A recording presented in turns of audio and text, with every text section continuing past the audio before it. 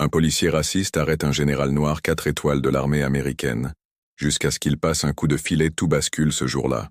Une erreur de jugement va changer à jamais la carrière d'un officier. Une simple badge, contre 4 étoiles dorées, une humiliation publique diffusée en direct sur des dizaines de téléphones portables sains, homme qui a commandé des milliers de soldats au combat menottés contre le capot froid d'une voiture alors qu'il voit dignité lui être arrachée par quelqu'un qui ne voyait pas plus loin que la couleur de sa peau. Le général Marcus Rivera a gardé un visage serein tandis que l'agent Sophia Walsh serrait les menottes autour de ses poignets.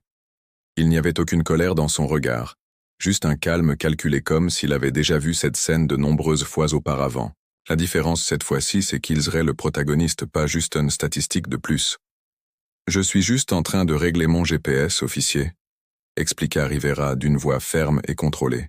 « Il n'y a rien d'illégal à s'arrêter sur le bord de la route. » Sophia ne regarda même pas le document qu'il lui tendait. « J'ai reçu des rapports faisant état d'activités suspectes dans ce quartier. Sortez du véhicule immédiatement. » Le SUV noir du général avait l'air ordinaire, à l'exception de la petite plaque militaire presque imperceptible sur pare-choc. Sophia ne la remarqua pas, tout comme elle ne remarqua pas l'insigne à 4 étoiles sur la console devant elle. Pour Rivera, il s'agissait simplement d'un autre homme noir dans une voiture trop chère pour quelqu'un de son genre.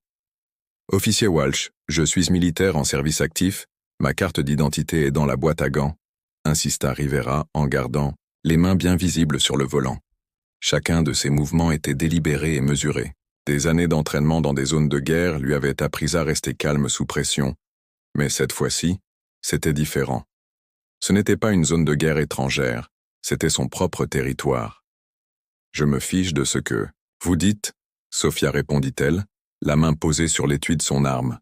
« Sortez du véhicule ou je vous en ferai sortir de force. » À 58 ans, Marcus Rivera avait commandé des troupes sur 3 continents, négocié avec des dirigeants mondiaux et reçu des décorations dont peu de militaires ne pouvaient rêver, mais à ce moment-là, sur le bord de la route nationale 45, à 5 km de Fort Prescott, ses réalisations étaient devenues invisibles.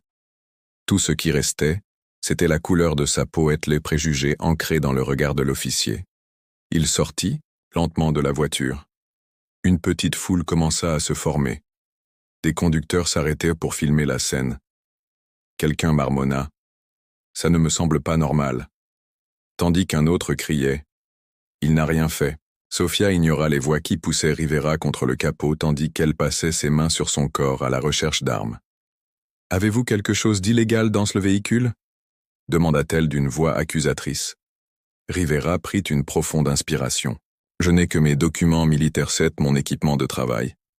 Je rentre à la base après une réunion à oui. Et dans quelle base exactement travaillez-vous » demanda-t-il avec un sarcasme qui transparaissait dans chacun de ses mots. « Fort Prescott » répondit-il calmement. « Commandant des opérations spéciales, général Marcus Rivera. » Sophia éclata d'un rire froid, empreint d'incrédulité. « Bien sûr, et moi je suis la reine d'Angleterre. » C'est alors que le téléphone portable de Rivera, toujours dans la console de la voiture, se mit à sonner. Un nom s'afficha sur l'écran, secrétaire à la défense. Sophia ne vit pas le nom, Hélène vit pas. Le regard compréhensif dans les yeux de Rivera, elle ne réalisa pas que ces appels manqués ne seraient que le début d'une tempête qu'elle avait elle-même créée. Si vous pensez que cette histoire n'est qu'un autre cas de racisme, continuez à suivre ce qui va suivre, vous verrez comment un seul moment de préjugé peut déclencher de conséquences que personne n'aurait pu prévues, alors que les menottes se refermaient autour des poignets de Marcus Rivera. Il ne protesta pas s'il ne cria pas. Il ne résista pas au lieu de cela. Il fit quelque chose de bien plus puissant. Il attendit car il savait que lorsqu'il passerait enfin cet appel, le monde entier l'entendrait. Au poste de police du comté de Westfield, silence n'était rompu que par le cliquetis constant des clés et le tintement occasionnel des menottes assis, sur une chaise métallique, les poignets encore marqués. Le général Rivera regardait calmement l'horloge murale. 2 heures s'étaient écoulées depuis son arrestation et il n'avait toujours pas le droit de passer un appel. « Vous croyez vraiment qu'il est général ?» murmura le sergent Carter à Sophia alors qu'ils observaient Rivera à travers la vitre. « Je crois qu'il est un menteur habile », répondit-elle en croisant les bras. « Vous auriez dû voir comment il agissait, tout calme et maître de lui.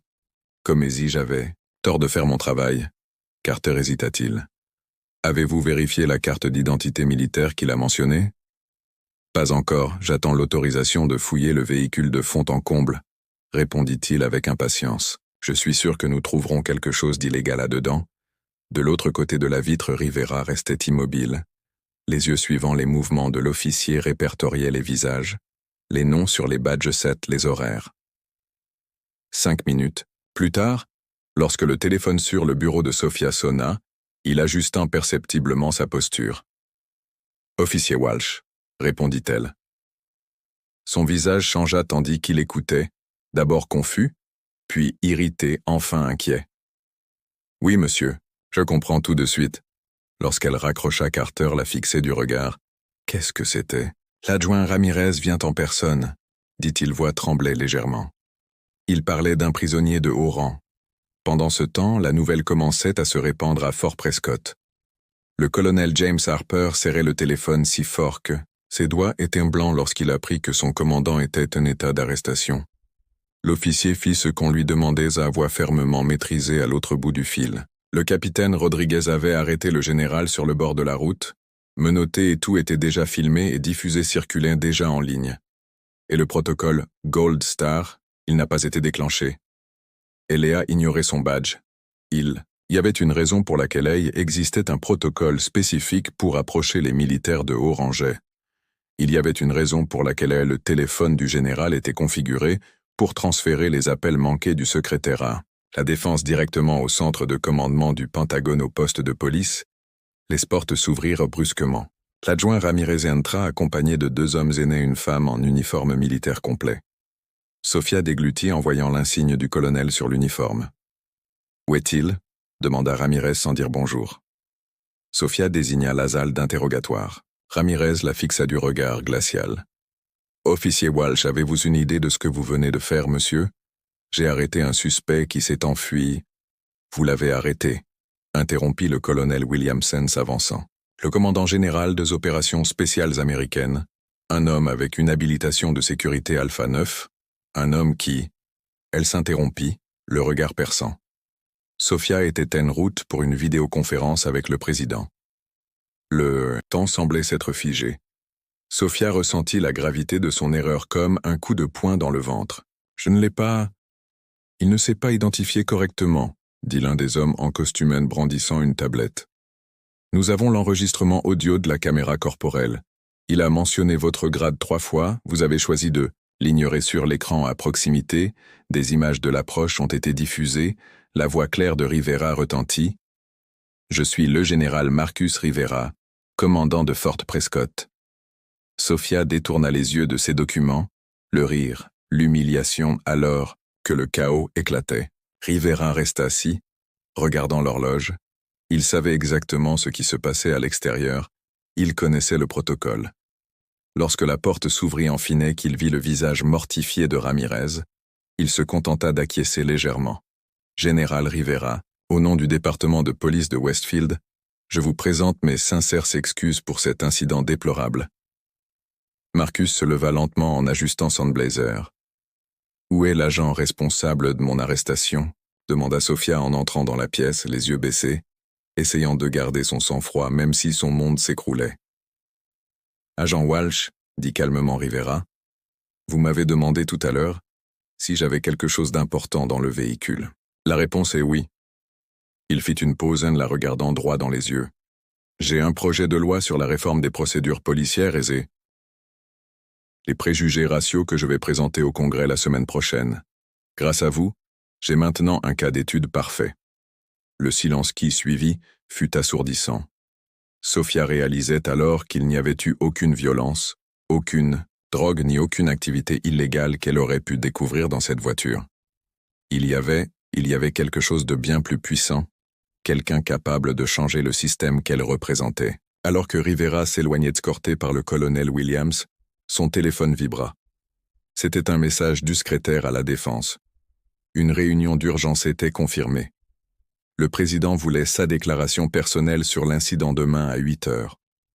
Dehors, les caméras s'étaient déjà en place. La véritable bataille de Marcus Rivera, celle à laquelle il se préparait depuis des décennies, ne faisait que commencer. Salle d'audience du Pentagone était aussi silencieuse qu'un champ de bataille quelques secondes avant le premier coup de feu.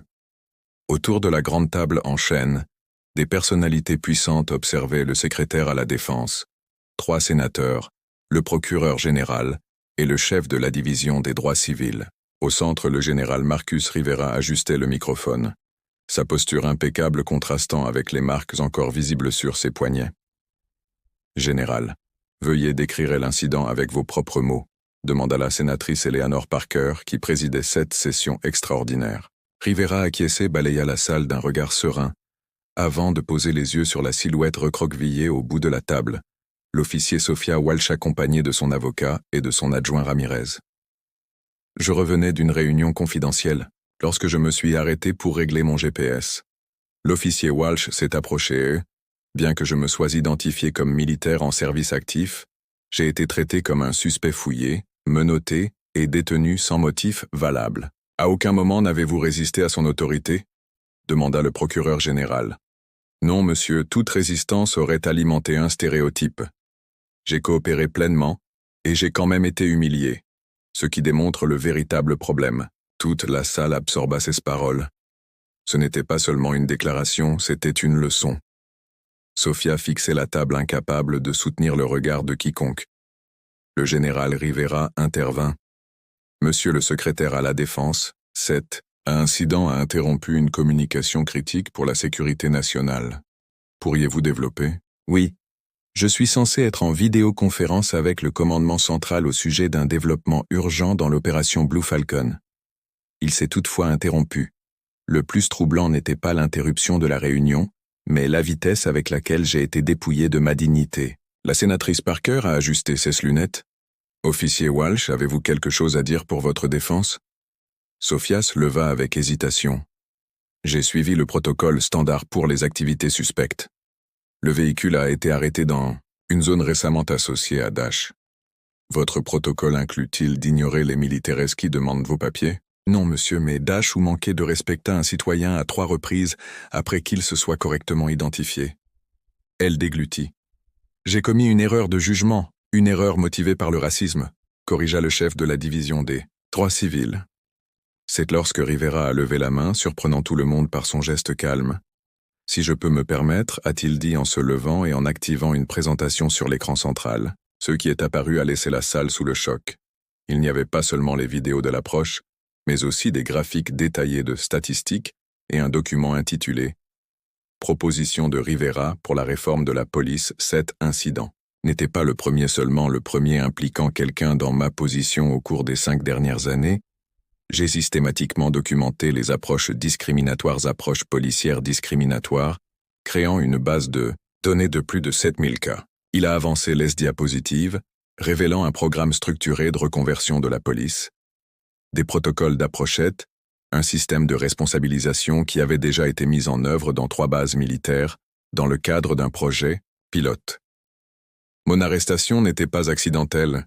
Elle était l'aboutissement d'une étude de terrain de 2 décennies. J'ai visité 47 États dans différents véhicules, avec différents vêtements et différents horaires pour documenter la manière dont un homme noir est traité par les autorités. Cette révélation a frappé Sophia comme un coup de tonnerre. Elle n'avait pas seulement arrêté un général, elle était devenue, sans le savoir, le cas d'étude centrale validant des années de recherche minutieuse. « Que suggérez-vous alors, général ?» a demandé le sénateur, visiblement impressionné par la mise en œuvre nationale des protocoles Rivera, non pas comme une punition, a-t-il dit en regardant directement Sophia, réforme structurelle, alors que la salle commençait à prendre conscience de l'ampleur de ce dont elle était témoin.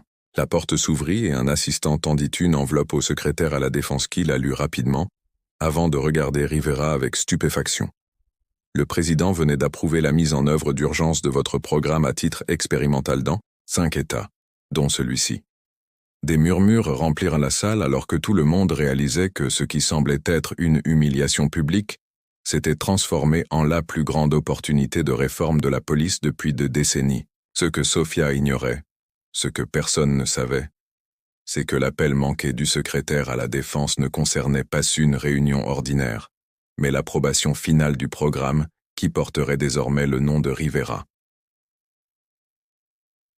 À la fin de la séance, le général s'approcha de Sofia qui se recroquevilla en attendant une dernière accusation. « Officier Walsh, dit-il doucement.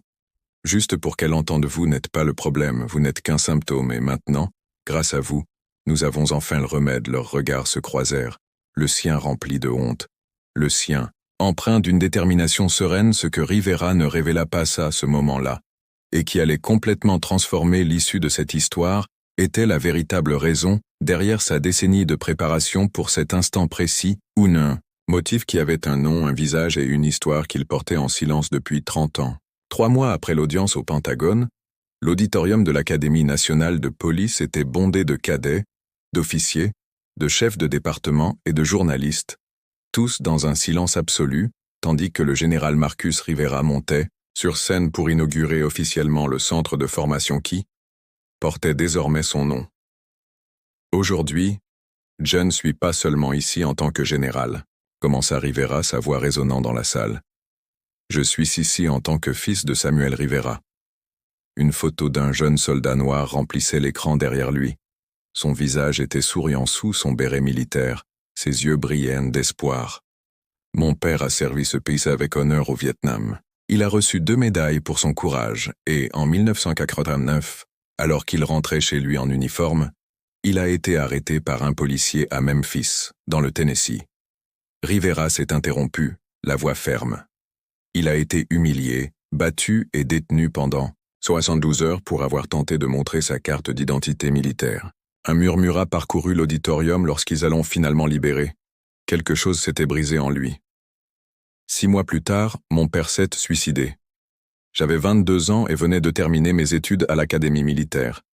Rivera a regardé directement vers le premier rang où Sophia Walsh était assise portant l'uniforme du nouveau programme de sensibilisation culturelle pour les instructeurs. C'est alors que j'ai fait le serment de transformer ma douleur en changement systématique, non pas par vengeance mais pour qu'aucun autre fils n'ait à enterrer son père à cause de préjugés.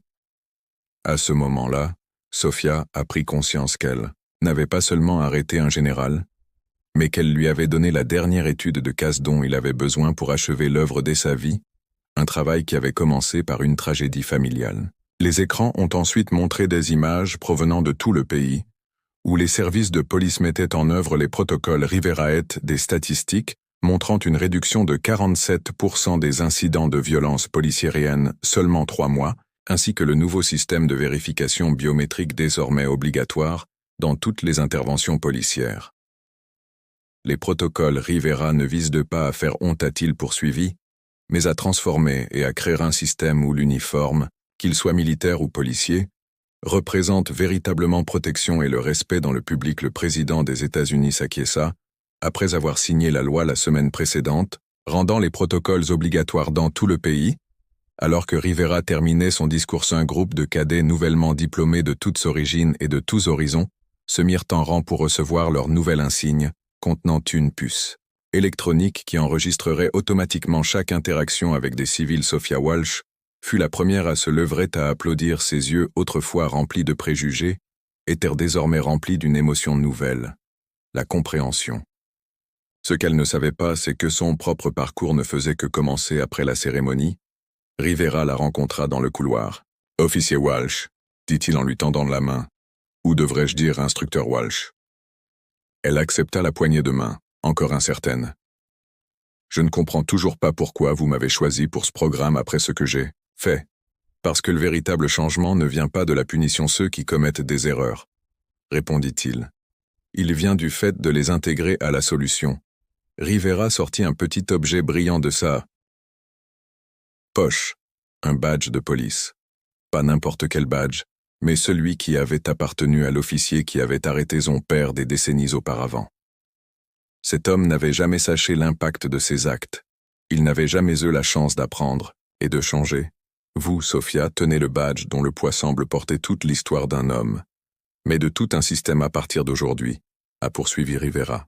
Vous parcourez le pays pour partager votre point de vue, non pas en tant que méchante, mais en tant que personne qui a vu les deux côtés et qui a choisi de grandir.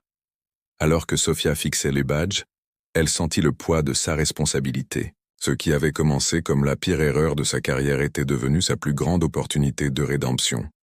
Cette nuit-là, Les gros titres à travers le pays annonçaient « Protocole RAA », comment un moment d'injustice a transformé le système policier américain. La vidéo de l'arrestation de Rivera était devenue un support de formation obligatoire dans toutes les académies de police.